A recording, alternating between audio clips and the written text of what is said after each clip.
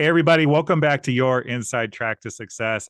As always, I am your host, Stuart Krantz. We got another amazing guest here for you this week. But before I go ahead and introduce her, please, as always, go ahead and like, subscribe. If you haven't already on Spotify, for those of you that are listening over there, please leave a 5-star review. It just helps this show become more relevant in the search function for anybody looking to level up their lives, grow, and gain this information and knowledge for themselves.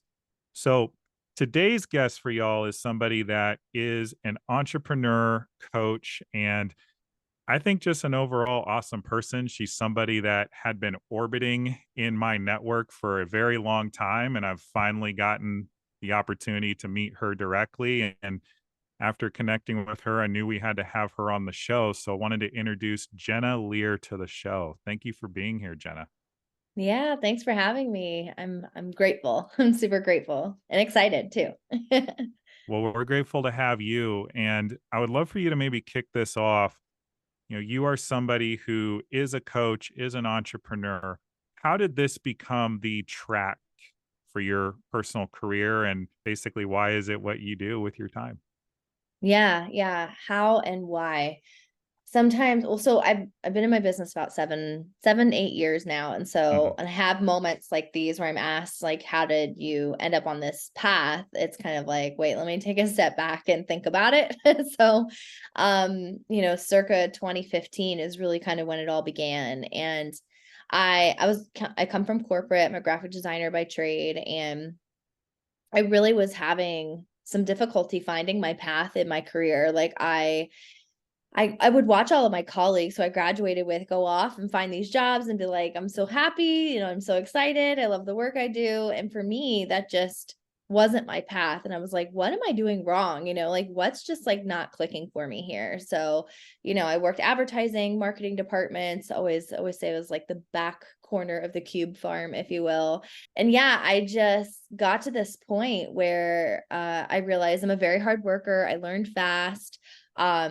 But that wasn't acknowledged or compensated for me. I'll speak for me only, right? And so my path was, I wasn't in the meetings around how the work I was doing was impacting the end customer or client. And it just seemed like I always ended up at these companies who were locally owned and run, but it also made made it so that there was like a cap, right? There was like Mhm. not a lot of experience to expand or learn or up level or take things to the next level. So to make a very long story short, I just had a moment one day where I was like, this is just not it. This is Mhm. not what I hustled my way through college for. This is not like what I worked so hard for. There's got to be more than this. And it wasn't like kind of hating on the people that were at the companies, doing their jobs and in it for 20 and 30 years. I think that's a beautiful thing, but for me, it was very much like I was called for more, and I Yeah. wanted to really connect into the impact that I knew I was capable of making. I wanted to hear how the end customer was impacted. I wanted to see what changes were happening as a result of my work. And I think overall just more purpose. Again, long story short, I found this boot camp program, if you will. It was a 90-day program for women who wanted to learn how to become an entrepreneur. I'd Mm. always thought about going back to school for business, but hadn't paid off the first set of loans. So I'm not sure how the second set would go. And so I took the program and I took a leap. And it was in that program that really just everything changed for me. And that was my first big investment in myself outside of like a college education, if you will. So it was, I don't even know how I like managed that, to be honest, looking back. Like now it's like, whoa, I can't believe I did that. But like I said, everything changed afterwards, because really what I learned was who I am and what I want and my purpose, and also how can I have fun with all of my talents and gifts and put that towards really making a difference for someone else. So that's kind of how it started. Yeah. Well, thank you for sharing that. And, this is kind of a theme I'm finding with a lot of the folks that I've had on this show so far is they go to college, go to some type of trade school. Point being, go get some type of education to go do the thing. And then Mhm. somewhere along the journey, myself included, we realize, hey, the thing is not actually the thing. Mhm. I would love Mhm. your take on kind of that pivot moment that you had and what it took for you to step into like the courage that it took to basically switch careers and cut out on your own to Mm. start entrepreneurially. Yeah, yeah. You know, what's coming up for me when you ask this question is really that moment when I had put everything into this path because I was told if I took this path, aka went to college, graduated, got the corporate job, and then just did my due diligence to show up and work my corporate job, that I would have the things, right? Like I'd have enough money to be able to afford things, and I would have purpose in my work, and I would, be on this path that set me up for a great life, and also be happy. And I didn't have hardly any of those things, right? Mhm. I wasn't someone who went from like a six-figure corporate job to like, opening up my own business. I went from a corporate job that barely paid me anything, and I went into opening up my own business, which takes a lot of money. So for me, I wanted to lay that context because for me, it was very much like, this is what I worked so hard for. Like this is not it. And I had to listen to that almost to the point where you're like, it's like that moment when everything shifts internally, but no one like feels it or sees it, almost like an earthquake, right? And so I listened to that calling. I listened to like this, oh, maybe I should join this program that kind of really kind of dropped into my lap, to be honest. I know now that like law of manifestation, right? Like Yeah. we attract who we are and we call forward, that's why our thoughts are so powerful and so important to work on your mindset. But then I really didn't know that. And so that moment where I found this program and I took this program and all these things kind of broke down so that I could build it back up, so to speak. For me, it was very much like there is no plan B, is my point. Right. Yeah. It was like there's not a lot to fall back on. There's not just like, oh, I'll just give up and live in my parents' basement. It's cool. Like I didn't have that option. It was very much like you got to make it work and you got to figure it out. And I also wanted to make it work, figure it out, and be happy about how I Yeah. spent my time in my days. And there was a lot of pushback, family, friends, like it just kind of seemed like, am I crazy right now? Like, but I was listening to an intuition, and so once I started following that intuition, things started falling in place for me, and the clients came, and like the unexpected, business friends and connections and opportunities came. But it really started from that piece of like, this is not it, and I refuse to spend my days living in a place of this is not it. Does that make sense? Yeah, absolutely. Yeah. I feel like I'm hearing you say it was committing to your own success. No shit. Like Yeah. you're going to make this happen. You're planting your flag on it, so to speak. Yeah. I would love to hear, your take on this. Tony Robbins, who I'm sure most of the listeners at least know who he is, talks a lot about burning the boats behind you, basically Mm. creating a scenario where success is the only option because you have nothing else to fall back on. Do you think that that is the approach for most people, or is it good to have a plan B or a plan C? You know what? I think entrepreneurship is not for the faint of heart. I Mhm. think if you want more and you dream of more and you think of more, then when we create plan B, plan C, plan D, or AKA these fallback plans, like if it doesn't work, I'll be okay. I'll just go do this type of scenario. Then really we're saying, I'm not either fully committed or I don't believe I can fully, create plan A. So let me create a backup plan. Yeah. Let me create these safety nets that I'll, if it doesn't work, it's cool. I'll just go do this instead. But I think there's this piece of, to Tony Robbins' point of, what if there is no safety net, right? What if there is no plan B, plan C, plan D? Like you literally are not allowed to create that, or you can't create that. How would you show up for plan A?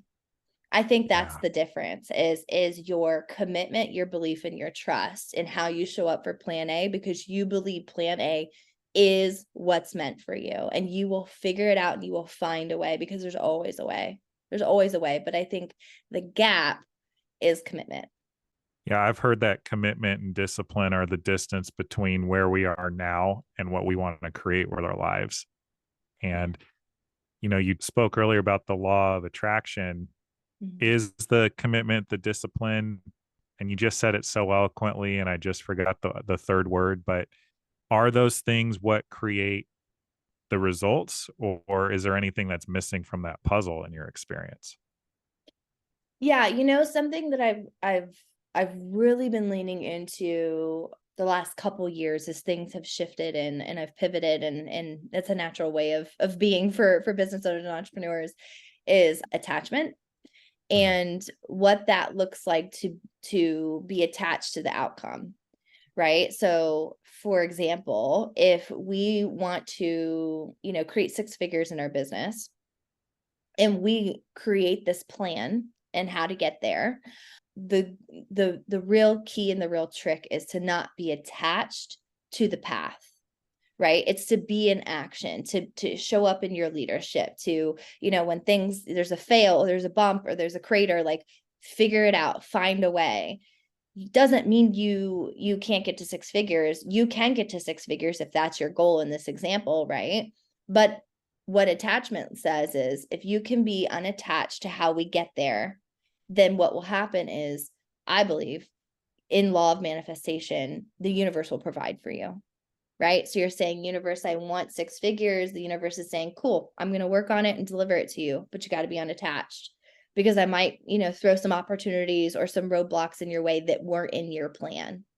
So if you can create a plan, take messy action, but be unattached, then you'll get there. So that's what I've learned. Yeah, I love that you say that because, there's that adage that we make plans and God laughs, Yes. for folks that follow a higher power. I'd love to hear an example maybe from your own story of building your business, or maybe those of one of your clients where they had the plan, they hit major unforeseen obstacles, but they were still able to create the result by persevering. Well, I'll say this. I'll say, every year I do lay out a plan. Some years are a little heavier than others in terms of like what I think I'm going to do and strategies and things I'm going to try. And each year, and I'm super grateful for this. So I do like to share this because it speaks into what happens when you are committed, and it also speaks into breaking barriers. I'll just, I'll be bold and say that. So I am a woman of usually one, two, three on my team, and each year we usually hit six figures. And last year we almost hit multiple six figures, all organically as well. Wow. So I share this because it doesn't come without a lot of work, but I'm so proud of it because I think it also lays the ground for work for what's possible for others.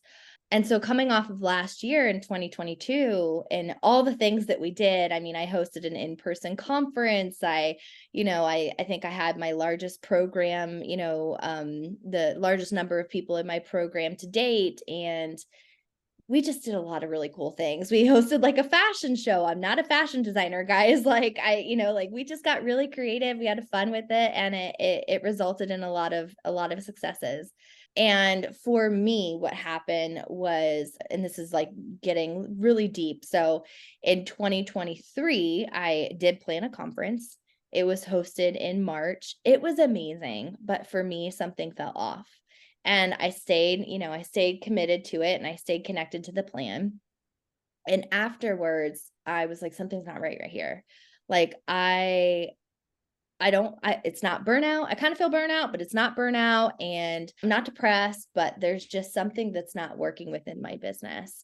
And to kind of bring it into context for everyone to understand where I'm going with this, my plan immediately got chucked after conference. So my 2023 business plan after I hosted my conference was chucked, because I went from hosting a very successful event in 2022, making around, $60,000 to $70,000 profit from that, and then coming into 2023 and not having a very profitable conference. So that tells me, if we took a formula that was working and we replicated it and it didn't work, then something's off. And it was me.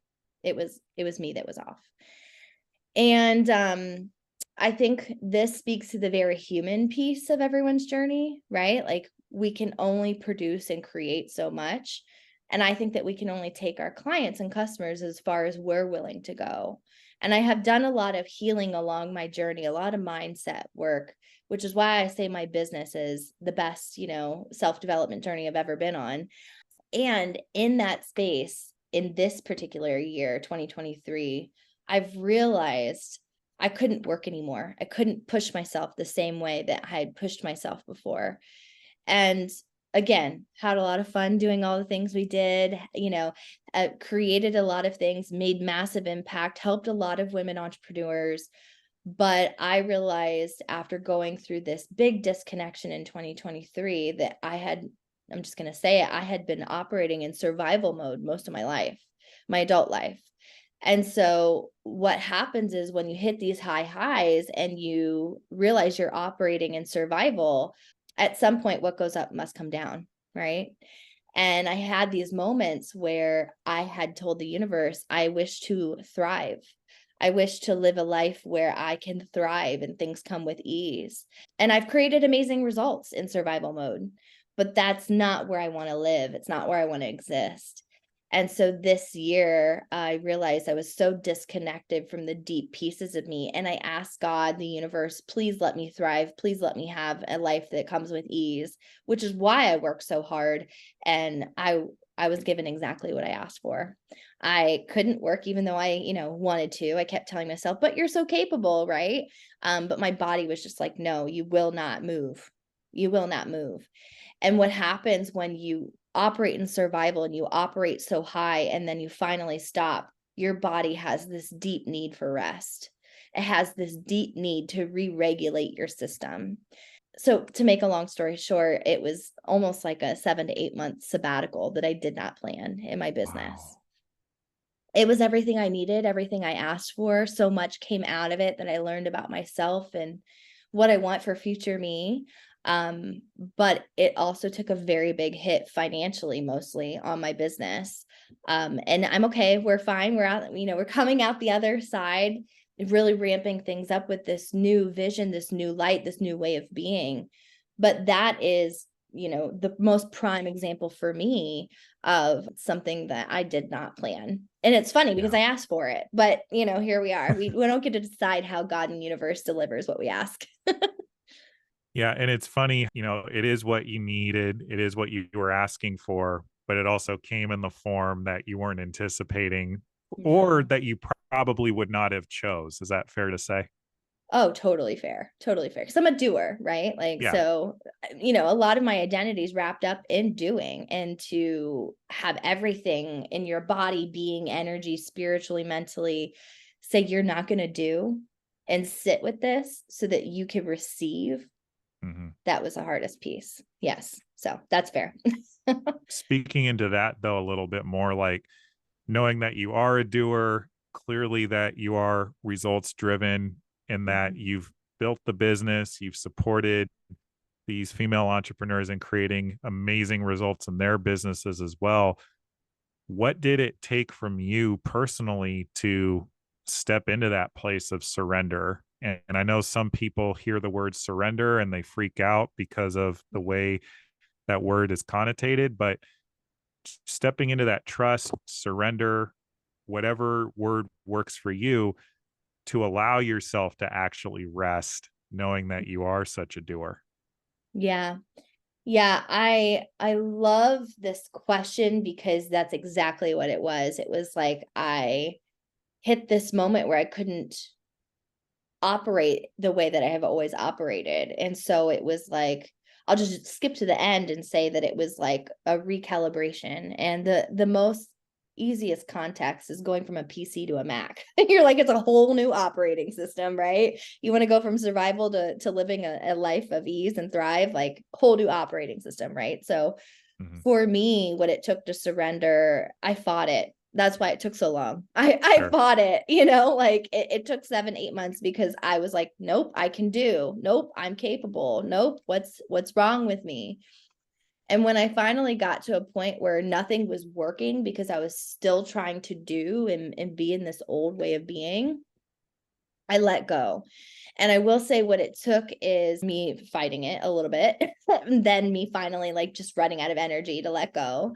And also I'm so grateful for and I acknowledge past Jennah for the decisions that she made, because I have put such powerful circle around me Yeah. who saw me when I couldn't see myself, who picked me up when I fell down, who told me I'm not crazy, like this is a process, right? And I was surrounded by the right people at the right time, and the people that I needed were also delivered into my life at that time to support me as I go through this transition. So I think when you go through this great fall is also what I've called it. This great fall, when you finally let go and you're falling, having the right people around me really helped me see myself and know that as the further I deepen the trust in myself, it really doesn't matter what happens at the bottom, falling off the mountain. It doesn't really happen at the bottom because I'll be there to catch me.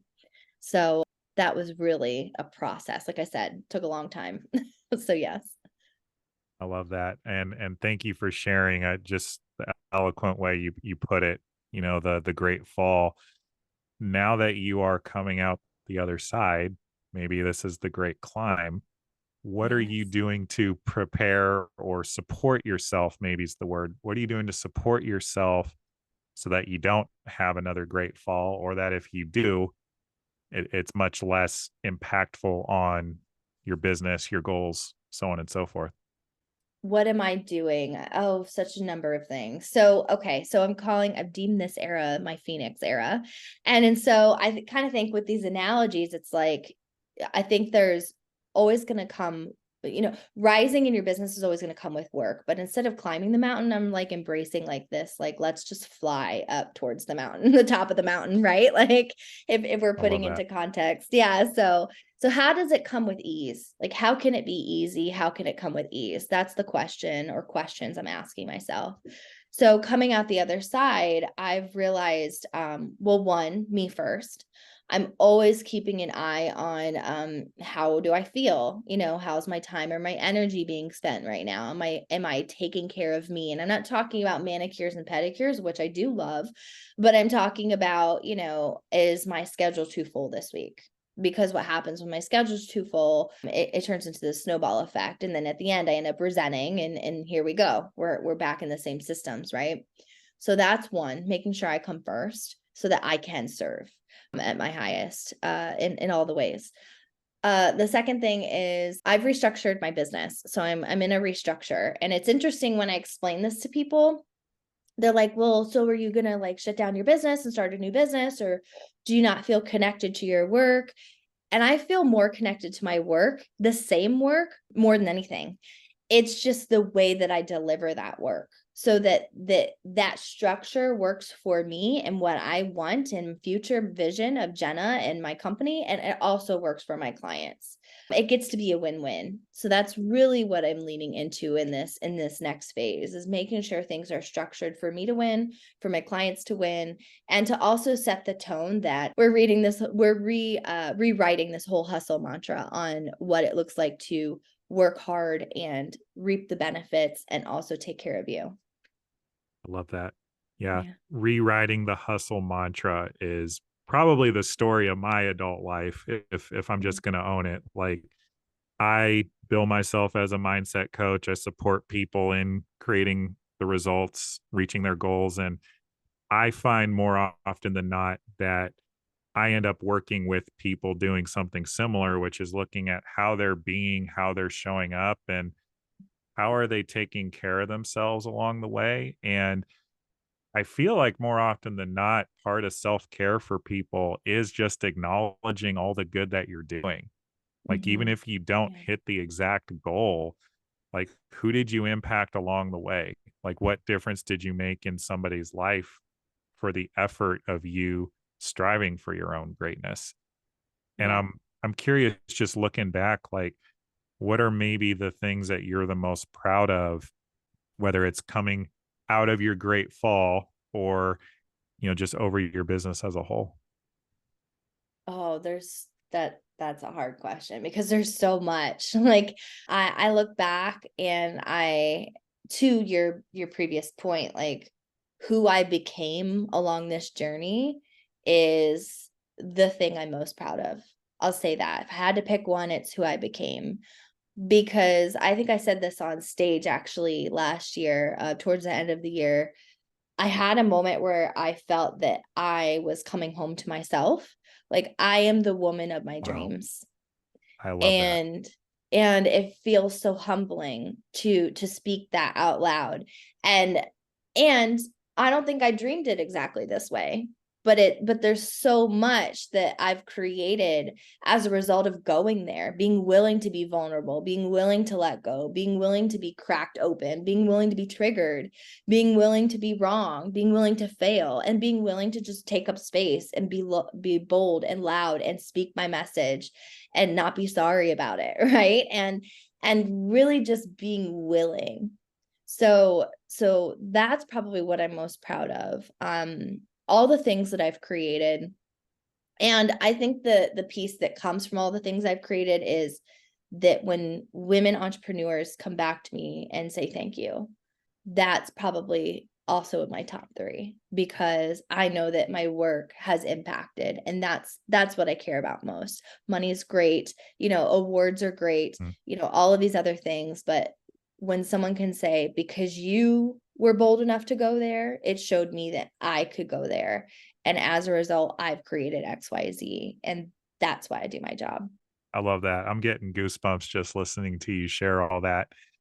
You know, the piece of that I wanna go back to is that you became the woman of your dreams, Mhm. which I think is just such a beautiful, profound thing to say, especially if it's true, and I can tell that it is for you just hearing you say it. How can the women listening to this episode become the women of their own dreams? I think a couple things. One is just be the bold, crazy one, right? If Yeah. you've got the ideas, you've got the vision, like I believe that our visions are divinely gifted to us. So to be able to act on them is actually living into our purpose. So I think that that is definitely something you can do to become the woman of your dreams. The second thing I'll share is have way more grace for yourself. That is something that I have learned along this journey, woman or man or whatever. I think when you are ambitious or you have big visions or you have high aspirations, you're hard on yourself. And so to your previous point, it's like, I set up an event this week. That's amazing. That's huge. How many people are, sitting in their homes or their offices right now just wishing they could create an event, wishing that they had the confidence or motivation to create one or just press the button on something, right? So that's just a random example, but the point being, like, celebrate the fact that you created an event this week. That's huge, right? That's huge. So more grace for all you're doing and all you are, and more celebration for all you have done and who you be. And I think that that's really how you can step into becoming the woman of your dreams. And I also think that knowing that it's kind of like a moving target. I am the woman of my dreams and I'm not done yet.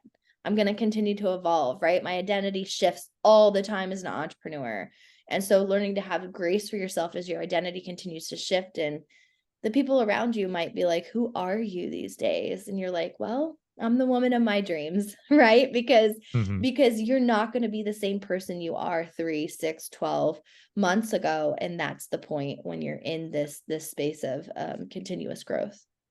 Yeah, so true. My wife Jennifer, who's been on the show a couple of times, likes to say that we are always a masterpiece and a work in progress at the same time. And 100%. Yeah. just can't be more on the nose than that. Just to pivot the conversation a little bit, I know we've spoken about it a bit that you are pivoting the business a bit, but you are still in the business of supporting female entrepreneurs in launching their businesses, up leveling themselves.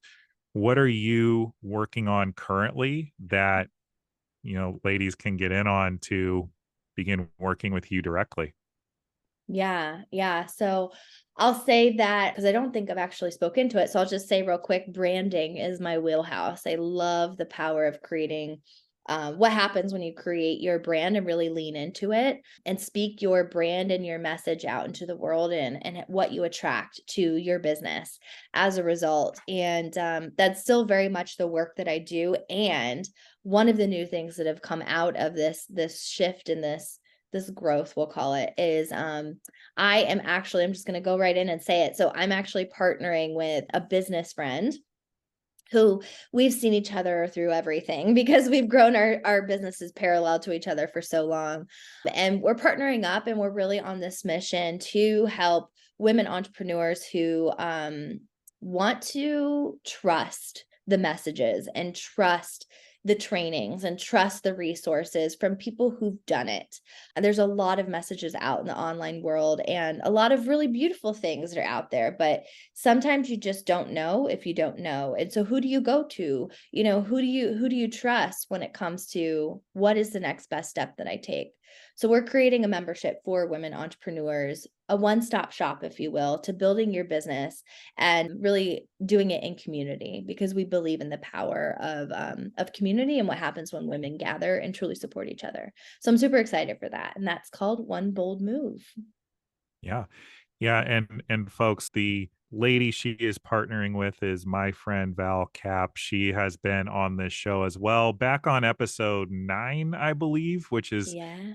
kind of crazy that we're looking back on episode 9 like it was a long time ago already, but I would not be here without working with Val. And if you want the opportunity to learn from two rock star leaders in the entrepreneurial space, definitely connect with Jennah, connect with Val. I'll be sure to put their contact information in the notes somewhere Yes. below this episode so you can link in with them as well. Jennah, where do you hang out most often for people to get in touch with you, connect, say hello, follow up with any Yeah. questions they have based on today's episode? Yeah, yeah. So shout out to Val because she is amazing. I'm so excited to be partnering with her. So I'm gonna say that. So the second thing is I had to think about it. Instagram and Facebook. That's honestly like the best place that you can connect with me. I will say if you just go to my website, bluelouisstudio.com, blue like the color, Louis, Louis studio.com. You can catch both of those social platform links. And yeah, follow, connect.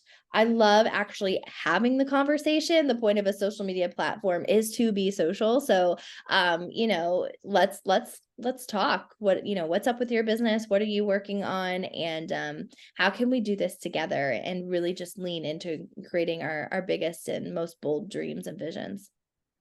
100%. And again, y'all, I will be posting that in the notes below so you can connect with Jennah just about any way possible. So if you are feeling like there is something higher, better, more impactful out there for you than what you're currently up to, and it involves an entrepreneurial journey, definitely hit her up. I mean, Yeah.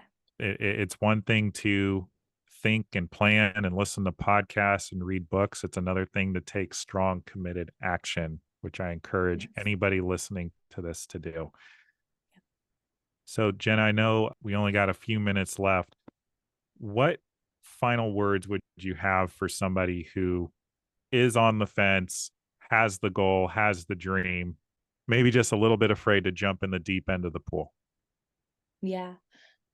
And that's normal, right? That's human. It's a Mhm. very human feeling. So you're not wrong for that feeling. But what I'll say is if you have vision, if you have something you want to do, I'd rather live in a place of, what do I want to say?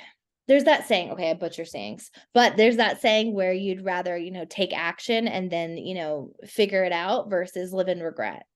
Right? Yeah. And that's really what I wanna say, like, I wanna be able to look back 5, 10 years from now and say, "I was bold as hell," versus looking back 5 and 10 years from now thinking, "Well, I wonder what would have happened for me. What if?" We only have one bold, beautiful life, and so how do we really make the most of it? And I think it's really betting on ourselves, and I think it's trying things. That's something that we forget when we become adults, right? Like how fun and exciting it is to just try. And so I always ask my clients, do you trust yourself to be successful, regardless of the outcome or goal? And so that's the last thing I'll say is trust yourself to figure it out and really take advantage of this one big, beautiful life you have. And if you feel you're called for more, then listen to that because it's on purpose. Yeah. Wow. And maybe just something to add, y'all. Like, guys, this podcast has been a dream of mine for 5 years. And it literally took somebody saying to me, you're going to be 40 one day, no matter what. Why don't you be 40 with a podcast? And I love that. that was the light bulb that went off for me to finally get off of my butt and do it. And, maybe it's not your best that you can possibly do straight out of the gate, but you will get there through the effort Mhm. of doing it, and you won't if you never start. So Yes. I can't agree with what Jenna's saying enough, y'all. Definitely take that deep dive into the pool of uncertainty, Mhm. trusting that you can and will create the life of your dreams. Yeah. So, Jenna, Beautiful. I seriously wish we had like another 2 hours to keep going. We don't have that luxury. We have definitely provided all the info for them to get in contact with you. Yeah. But something that I ask everybody before we head out, and I want to end it on this note, what are you acknowledging yourself for today? That's a good question. Oh, it's the simple questions that get you. I'm acknowledging myself for allowing myself to feel. And I know Ooh, that might seem like, what? Like, of course we feel every day. Feelings are natural to humans, right? But the feelings that you do anything to not feel, right? The feelings that you just like you feel like you're just like squirming out of your body, the feelings that don't feel good and you're just like, what do I do to stop this? That has been my year. That has been my year because it's been a new way of being. And of course it doesn't feel normal, right? It's not supposed right. to. So I'm acknowledging myself for letting myself feel this year and sit with those feelings. Yeah. Yeah. And I acknowledge you for being the person that you are, being the leader that you are, having the impact that you've had on other entrepreneurs up to this point, but also just having the humility to know and recognize that there is a deeper cut for you. And by leaning into that, you're Mhm. able to level yourself up. And I can't wait to see the future impact that you're going to continue to have here, not only in the next few months, but in the years and decades to come. Thank So, you. I received that. Thank you. of course. And sincerely, Jenna, thank you for being on the show. Folks, if you got any value out of today's episode, and I know you did, please share this with a friend. Please like, subscribe. Again, if you're on Spotify, please leave that 5-star review. All that we're asking you to do is help us spread the word, spread the message so that people like Jenna can have their voices heard and have the greatest possible impact with what they're up to in the world. So, again, y'all, my name is Stuart Cranes. This is your inside track to success. We'll see y'all next week. Bye.